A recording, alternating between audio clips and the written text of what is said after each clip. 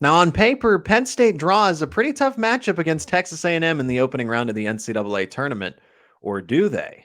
You are Locked On Nittany Lions, your daily podcast on the Penn State Nittany Lions, part of the Locked On Podcast Network, your team every day. And thanks for making Locked On Nittany Lions your first listen and watch every single day where you're free and available wherever you get your podcast. My name is Zach Seyko, your host, and I'm joined once again by a very special guest. That is Adam Sheetz, Penn State men's basketball insider for Penn State's Com Radio. Adam, long time no chat. I mean, we've been talking a lot since Penn State went on that tear in the Big Ten tournament, came up short against Purdue, but now we know their fate, and they are firmly in the NCAA tournament. That was without a doubt. But now they've moved from what was the play-in game projection to, okay, now they're certainly an 11 seed, to now they're a 10 seed against the Aggies of Texas A&M. And we gave our instant reaction here beforehand, but this is going to be our preview episode and also the path that Penn State's going to have to take to really make some noise. I believe that this team is a Sweet 16 team. However, Texas A&M, Texas looming, unless Toothpaste University, Colgate's able to do something against Texas.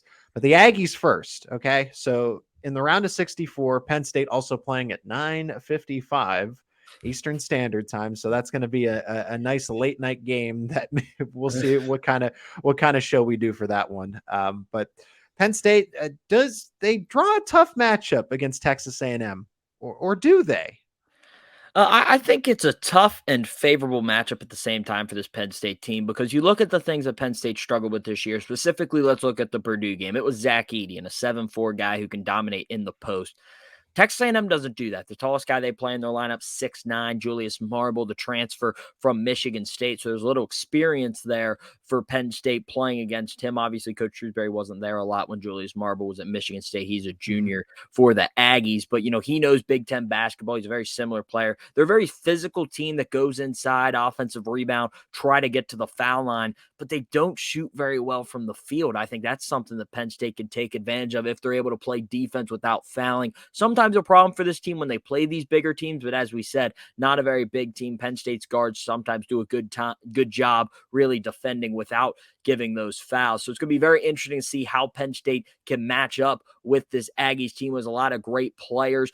Dexter Dennis, I think, is going to be the really tough matchup for this Penn State team. He's their defensive specialist. He's probably going to get the matchup with Jalen Pickett, an All-American point guard for the Nittany Lions, and that's going to be the really kind of chess match. How does Penn State get the switches to the favorable matchup? An NBA's tactic that Coach Shrewsbury has brought to college basketball extremely well. So the chess match between Buzz Williams, a veteran coach for the Aggies, and Coach Micah Shrewsbury in his first NCAA tournament game, how they bounce off each other and who's able to win. But as we said, I mean, the things that Penn State normally struggles with, Texas A&M is not a team that exploits those weaknesses. So it'll be a very interesting matchup. And maybe John Rothstein said this might be the best game of the first round to watch out for. This is going to be a great game between these two teams. Yeah, this will be at the Wells Fargo Arena. It's going to be the late game around 10 o'clock and out of the Midwest region. So that's where Penn State has been slotted. And the Nittany Lions, and this is also going to be on Thursday, March 16th at 9:55 when they tip off on TBS, I might add as well. If you want to watch the game, of course, I'm going to listen to Steve Jones call this game because he hasn't been to an NCAA tournament since 2011. So it's going to be one of the better calls if that's even possible, right? They're all really good. So, but for the Nittany Lions, Adam, Penn State, I think this team reminds me a lot of, guess who? Northwestern. Mm-hmm. Yeah, I mean, they're very similar the way they play. We talked about it. Slower pace, try to get to the foul line. Very physical defensive team. They get on the offensive glass. It's everything we saw with Northwestern and Penn State.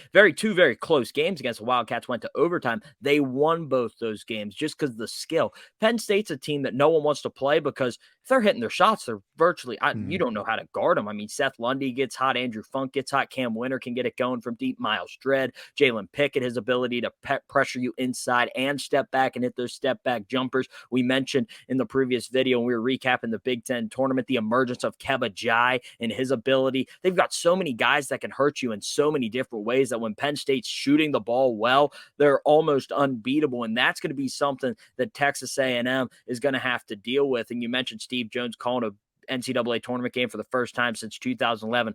Hopefully it's better than the last time he called one, even though that was such a great Mhm. game. Penn State lost on a buzzer beater to Temple. But, this is going to be another great game back and forth. And as you said, very similar to the way Northwestern plays, and Penn State obviously knowing that experience might be able to use some of that scout and the way they prepare for Northwestern to bring to this Texas A&M game and get them ready for the Aggies. Right, because when, opening up this episode, when you look at Texas A&M on paper, they're physical, they clean up the glass very well, they're an athletic team, they can, take you on at least guard to guard play, like they have a really good backcourt, and they have guys that are going to latch on to Jalen Pickett. But also at the same time, Penn State throughout this season has done well with that, if you can believe it. Right. So particularly in the Northwestern case, Chase Audige, who I guess, at least in this case for Texas A&M, is very comparable to Dexter Dennis. Yep. And Penn State just at least was able to overcome it. And when you look at the spread, at least the books or the projections for this game are at least thinking of it like a Northwestern rematch, where Texas A&M is a 3-point favorite, where Northwestern was in that same case, and that total around 134 points. So they're expecting a 68-65 sort of outcome, which I think is very much in the ballpark. I'm not saying Penn State loses, but at least to start, more often than not, this game is going to have that kind of outcome where it's going to be mid 60s, a very tight, close game, and something that Penn State's been very used to because of the teams they play in the Big Ten. That's where they benefit from this. Yeah, I mean, it's a very similar team to the Big Ten. As you said, Rutgers is another team that comes to mind. Rutgers got more size with the way they play, but again, slow-paced, very physical, clean up the glass. I think, a matchup to watch out for as well is Wade Taylor the fourth. They really run this offense through him. He's their leading scorer and assist man, their point guy at 6 foot. What he'll be able to do against Cam Winter, that's probably where the matchup's going to be for Penn State, and how Penn State can guard him is going to be very important as well in this matchup. But as we said, this is a Penn State team that's used to this type of play, cleaning up the offensive glass. Michigan State does it as well. A lot of Big Ten teams pride themselves on being physical, tough half-court defense and getting on the offensive glass. Wisconsin, another team that comes to mind. So Penn State's going to know how to play against a team like Texas A&M. Now it's going to be about putting it together and preparing to beat a Texas A&M team that does do some things different. Offensively, some of the sets will be different, but the physicality, something Penn State's definitely used to going into this one. More on Texas A&M in just a second in our later segment, the path that Penn State's going to have to take through the NCAA tournament. But first, a word from our sponsor of today's show, and that is FanDuel, America's #1 sportsbook. The midway point of the NBA season is here, and now is the perfect time to download FanDuel, America's #1 sportsbook, because new customers get a no sweat first bet up to $1,000. That is bonus bets back if your first bet does not win. Just download the FanDuel Sportsbook app. It's safe, secure, super easy to use. Then you can bet on everything that is your favorite thing in the NBA: the spread, the money line, the total, player props like points, rebounds, assists. Plus, you can even bet so many more exclusive bets like the 2x3, 2 3-pointers scored in the first 3 minutes. And FanDuel even lets you combine your bets for a chance at a bigger payout with a same game parlay. So don't miss your chance at the no sweat first bet for up to $1,000 in bonus bets when you go to FanDuel.com/locked on. That is FanDuel.com/locked on to learn more. Make every moment more with FanDuel, an official sports betting partner of the NBA. And thanks so much for making Locked On Nittany Lions your first listen and watch every single day. Grab your bracket and go listen to Locked On College Basketball Bracket Breakdown with national analysis and the insights from our local experts. The Locked On College Basketball Bracket Breakdown has everything you need to make the most informed decisions on your bracket. Find the episode on Locked On College Basketball wherever you get your podcasts and on YouTube. The Aggies come into this. I mean, ESPN, I think, described it best with their bracket preview in the fact that since Texas A&M is 16-3, to finish up the end of the regular season, plus the SEC tournament, with the loss to Alabama to close out the season, that they are going to be a popular pick here. And I think most people that aren't necessarily familiar with what Penn State has done and Big Ten basketball, that the Aggies are going to be a popular pick to go meet Texas in the round of 32. But Texas A&M, they don't shoot the ball well. And just because, again, Penn State can play physical with you, Miles Dredd does not move. And the fact that, because of the way that Texas A&M rebounds, you would think that they would have a lot of, 6'10", 7-foot players at their disposal. They don't. They're quick, but they are bigger, as you know, they're stout in this case. But the inconsistencies on offense are what really hold Texas A&M back. What other weaknesses would you add in there, Adam?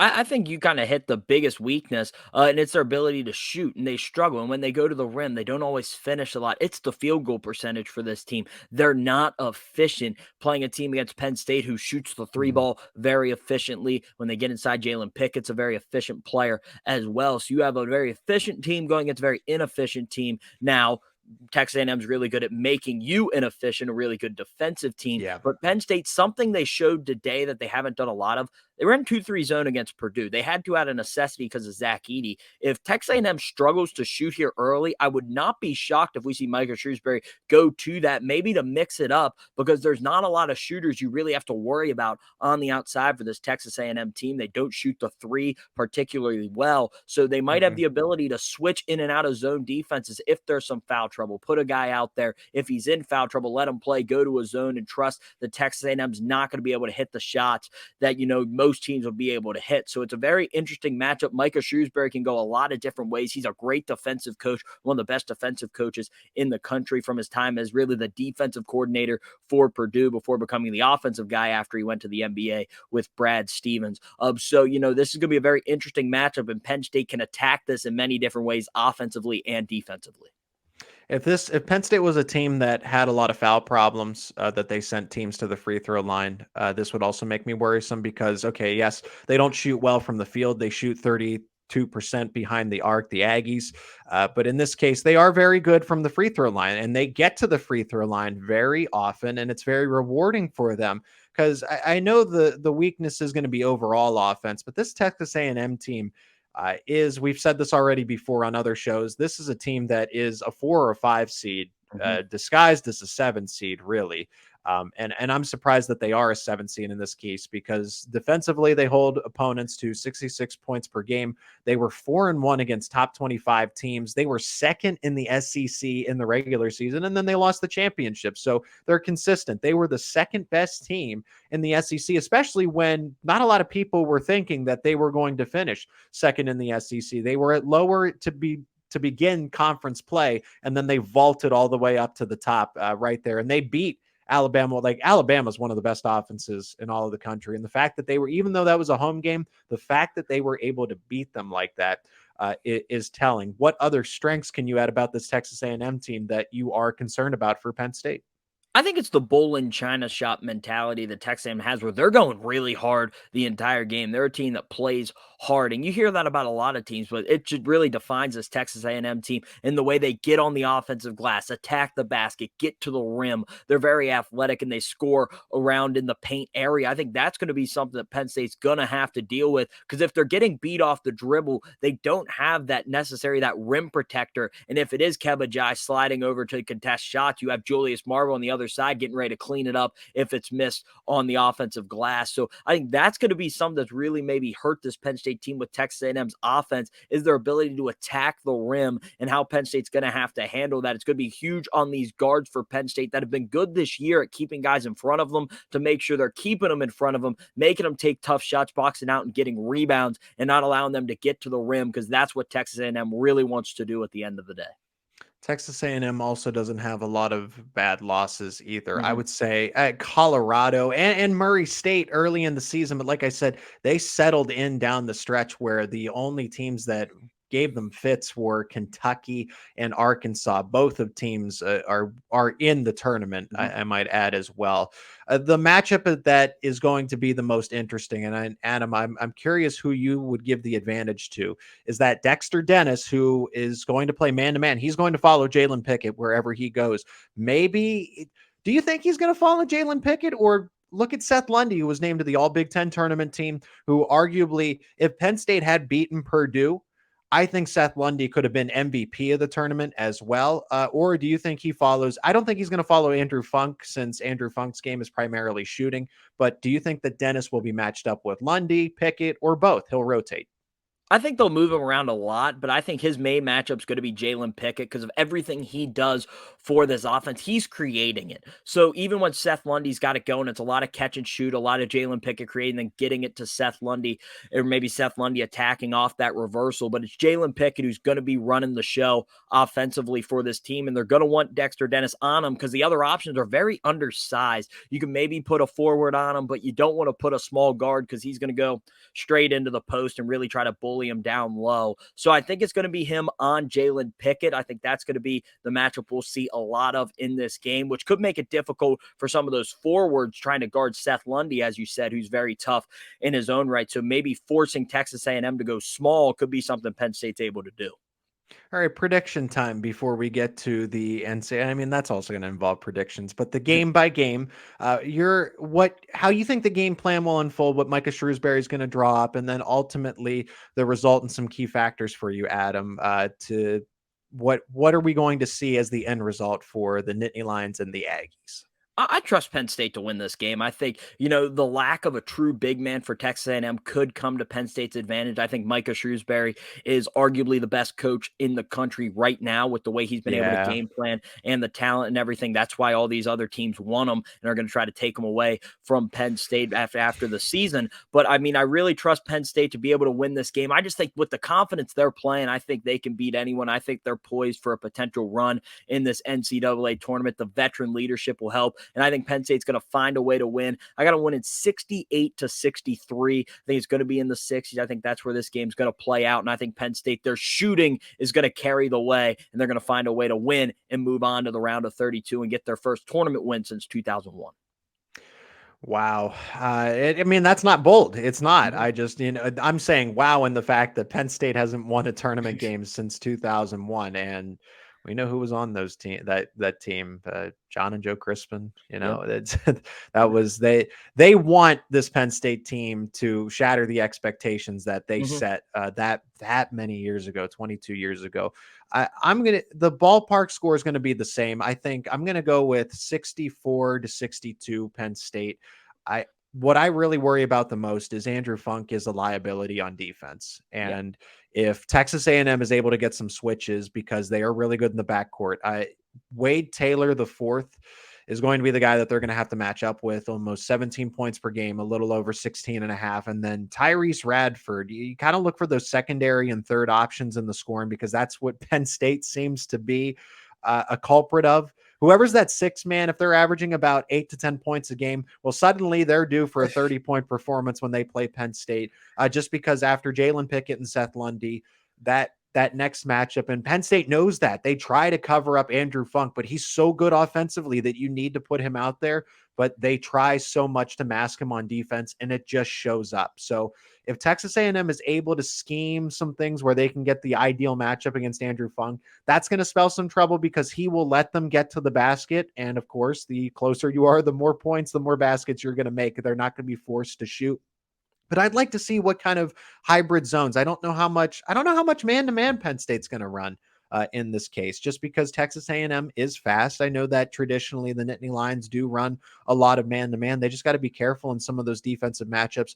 I do think Keba Jai is a serious X factor here. The game he had against Indiana, I don't think that was an aberration. I think that was his performance and the way that he's going to be a factor next year. He's going to be the number one option next year, Adam, and you can attest to that.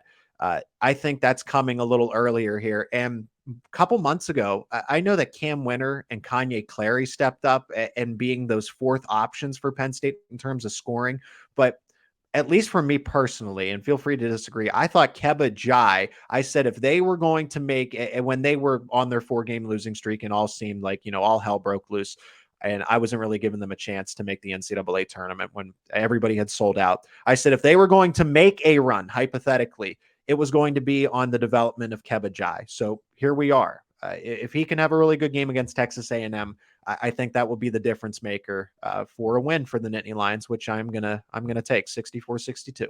Yeah, I mean, I think you hit the nail on the head there with Keba Jai. I think he's become a lot smarter player now than he was, maybe Yep. a month or two ago. Because you see, these teams have to hug Penn State at the 3-point line because of the way they shoot the ball. So you got these guys helping up. Keba's now diving to the basket and looking for the ball, not just diving maybe just to go get a rebound. He's looking for the ball for him to get it for dunks, and he's done that a couple times today. He had a great one off a Seth Lundy pass in the post, diving to the basket from the perimeter when Edey went over to double around the rim. And he's just really getting smart, picking his spots. He's learning how to play with these veterans. I think that was a problem early. Jalen Pickett mentioned that really early in the season that, him and Keba just weren't on the same page sometimes. A freshman learning the position, learning how to play with these veteran, experienced players. And now he's really fitting in, playing his role, not trying to do too much, getting to the rim, getting offensive rebounds, diving to the basket and getting layups when they're there for him. He's been really good, and he's going to have to stay good for this Penn State team. And he's surprisingly, for the first time, he's going to be the tallest player on the floor. Did not have that a lot in the Big Ten. So maybe he's able to take advantage, dive into the rim. And Penn State's ability, even if Keba Jai is not playing very well, to go small, that should not be a problem, putting Miles Dredd or an Evan Mahafian at the 5 in this game. Exactly. And that's another thing about Penn State is this team, the fact that they could play up to 10 different people, and I feel good about whatever 5 is on the floor for the team. That bodes well in the NCAA tournament, I might add. So let's move into the final segment, and that is the overall, just the Midwest Regional and how Penn State could potentially get to the Sweet 16, the Elite 8. Final Four is just going to be tough because Penn State hasn't been here in so long. Micah Shrewsbury's in his second year. And I'm excited that they made it this far. It really, it turns Penn State into a respectable basketball program with the stretch that they've had. It's just exciting. It gives you something to talk about in the spring rather than, okay, is Drew Aller's foot okay? Does he have the boot? Does he have the scooter? No, you can actually talk about Penn State men's basketball being electrifying in March and in March Madness. So Texas A&M's the opening game. If you win, you're playing Texas. I know that in some cases, in a different world, Colgate Toothpaste University wins. Hopefully, fingers crossed, they can, because I don't want to face a Marcus Carr-led Texas team that you would think with the coaching changes that they had abruptly with Chris Beard and his off the court issues legally, criminally, and everything else. And it seems like he's going to get another job right away. That besides the point, but Texas is still playing well despite all of that. Annihilated Kansas in the Big 12 championship, excuse me. And then just there's other Big 12 teams on this side of the bracket. You have Iowa State, who's very good, who I thought Penn State would play in the opening round, and that wouldn't have been a fun matchup. Xavier is in this bracket, Indiana, Miami, Iowa, Auburn, and of course, Houston. I think Houston's actually the lowest of the number 1 seeds, just the way they lost to Memphis. They are vulnerable. But here, the way that Penn State is as the 10 seed, I'm just going to lay it out for everybody that's listening and watching. Texas is most likely going to be your round of 32 matchup. And then you have either Xavier or Iowa State in the Sweet 16. If you are able to do the unthinkable and upset Texas, I don't think beating Texas A&M is the unthinkable. Beating Texas, I think, is going to be the improbable for Nittany Lions to most spectators.